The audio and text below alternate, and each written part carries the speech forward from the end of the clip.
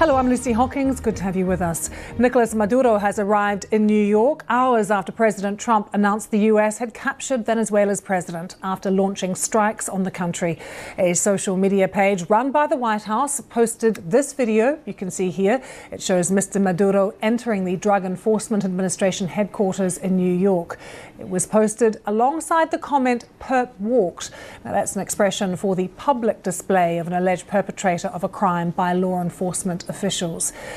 Mr. Maduro and his wife Celia Flores had been flown to an airbase outside New York after being captured in the capital Caracas. He was then transferred to Manhattan, where he was indicted on drug trafficking and weapons charges.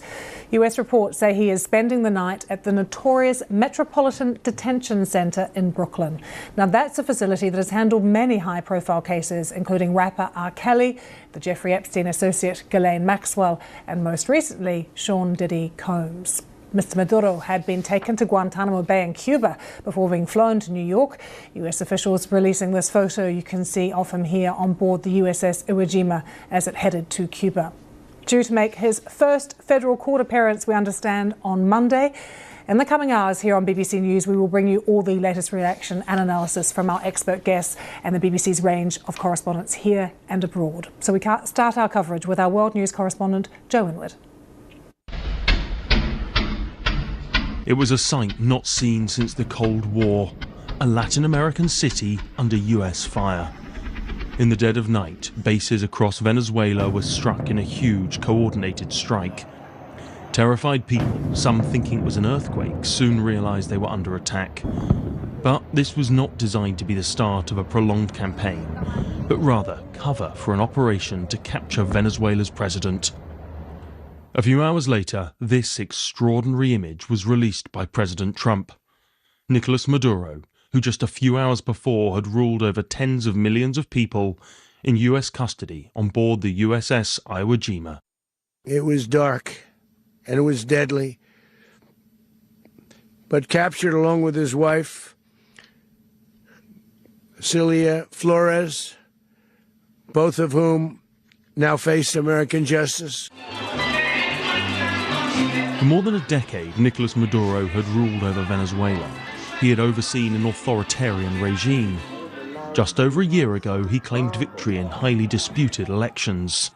In recent months, his forces had been on high alert, a response to the ramping up of pressure from the US. That pressure took the form of a massive build-up of forces in the Caribbean. The US had always insisted it was about combating drug smuggling, but few thought that was credible. And yesterday it was confirmed. Their aim was regime change. We demand the immediate liberation of President Nicolas Maduro and his wife Celia Flores, the only president of Venezuela, President Nicolas Maduro. But that will not happen. The US says Nicolas Maduro and his wife will face federal charges in New York, where they arrived yesterday afternoon. According to President Trump, the US is now in charge of Venezuela. We're going to run the country until such time as we can do a safe, proper, and judicious transition. So we don't want to be involved with having somebody else get in, and we have the same situation that we had for the last long period of years. Many people, including Nicolas Maduro, have always insisted this was about Venezuela's vast oil reserves. That view will not have been changed by this announcement. We're going to have our very large United States oil companies, the biggest anywhere in the world, go in, spend billions of dollars, fix the badly broken infrastructure, the oil infrastructure, and start making money for the country. The war is here. Even before the US announced its temporary takeover, there had been condemnation from many quarters. Protesters gathered outside the White House. The people united will never be defeated! But inside Venezuela, the shock of the night soon turned to fear for what might come next. Look, you see the streets empty. People are in their own thing, buying things to go back home. A lot of uncertainty in the entire country for everyone. You, me, someone walking. What will happen tomorrow? What will happen in the next hour? Nobody knows, but well, it's an enigma that we are living right now.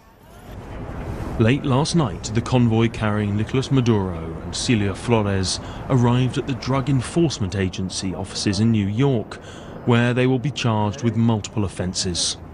As for what comes next for Venezuela, that is far less certain. The US has said it will run the country. How they plan to do that is not yet clear. These photos were taken as the operation to capture Nicolas Maduro took place.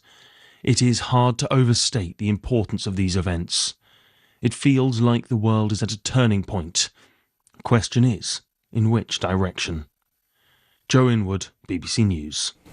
BBC Mundo reporter Daniel Pardo sent us this update from Cucuta, which is on the border of Venezuela and Colombia. Behind me, you have a huge presence of Colombian authorities. You have the Ministry of Defense, you have people from the presidency, from the military, from the police, from the local regions here, and they're discussing what to do next. And they're thinking about two different lines. First of all, they're thinking in terms of humanitarian schemes. They want to prevent people not from coming to Venezuela, but help them come to Colombia.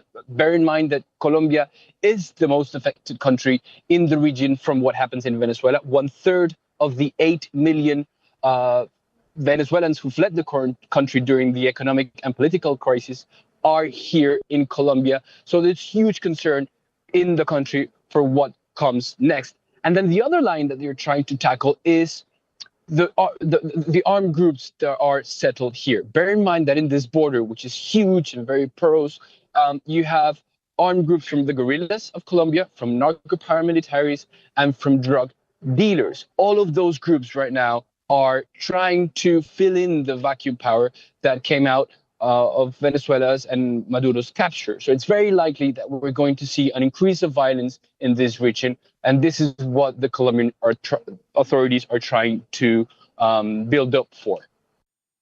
There is so much interest in the journey that Nicolas Maduro took to New York after his capture. It was around 3,300 kilometres or 2,100 miles.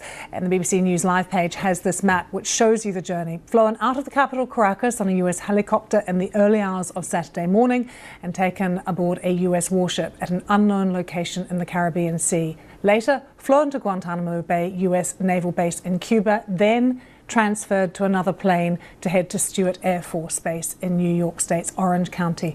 Maduro